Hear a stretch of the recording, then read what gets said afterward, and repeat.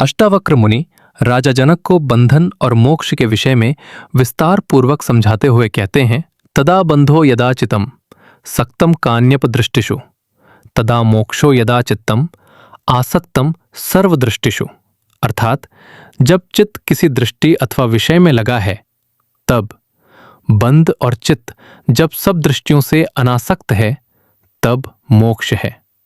अष्टावक्र मुनि कहते हैं कि जब चित्त किसी दृष्टि अथवा विषय में लगा हुआ है तब बंधन होता है, और जब वह सब दृष्टियों से अनासक्त हो जाता है, मुक्त हो जाता है, तब मोक्ष है। इसमें अष्टावक्र एक और महत्वपूर्ण बात कहते हैं कि कर्म में लगा होना ही बंधन नहीं है, बल्कि आत्मा से भिन्न दिखाई देने वाले समस्त विषयों के प्रति किसी भी प्रकार की दृष्टि होना भी बंधन है। यह दृष्टि ही वासना का रूप है। जहां दृष्टि है वहीं वासना भागेगी। यदि कोई दृष्टि ही ना हो तो वासना को भागने का अवसर ही नहीं मिलेगा और वह अपने आप शांत हो जाएगी। इसीलिए चित्त जब सभी दृष्टियों से, चाहे वह संसार की हो, स्वर्ग की हो अथवा मोक्ष की, अनासक्त हो जाता है तब मोक्ष है। विषयों से दृष्टि हटाकर केवल आत्मदृष्टि वाला ही मुक्त है। इसमें एक शंका यह है कि यह चित्त जब विषयों में दृष्टि रखता है तब बंधन है, एवं आत्मा में रखता है तब मोक्ष है। तो फिर चित्त तो चंचल है, उसकी दृष्टि आत्मा से हटकर फिर विषयों में जा सकती है। ऐसी स्थिति में तो मोक्ष भी अनित्य ही हुआ, अवधि सहित ही हुआ। किंतु इसमें यदि इच्छा करके यदि चित्त को जबरदस्ती अनासक्त किया तो वह पुनः विषयों में भाग सकता है, किंतु यदि वह स्वाभाविक रूप से अनासक्त हुआ है तो वह आत्मा के साथ एकाकार हो जाता है। उसका स्वतंत्र अस्तित्व ही समाप्त हो जाता है। वह भ्रांतिवश, अहंकारवश जो भिन्न प्रतीत होता था वह भिन्नता ही मिट जाती है। इसी को चित्त का आत्मा में लय होना कहा गया है। इसके बाद फिर उसमें वासना, कामना की तरंगे उठ ही नहीं सकती।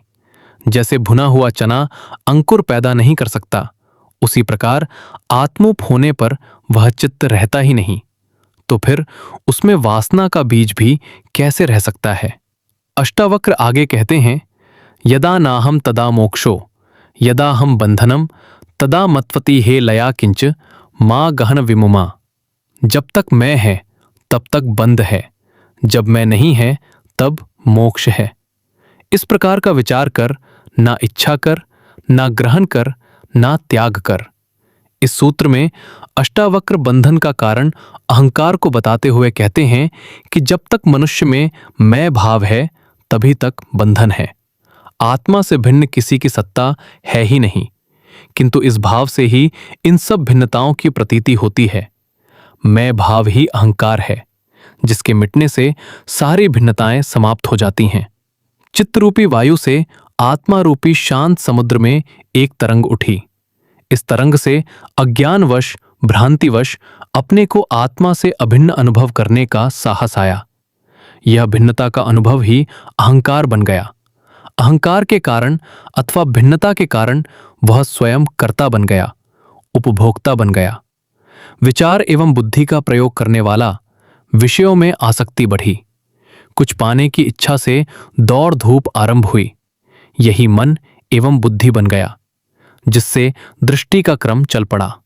यह सारा उपद्रव अहंकार के कारण आरंभ हुआ है कि उसने अपना स्वतंत्र अस्तित्व मान लिया।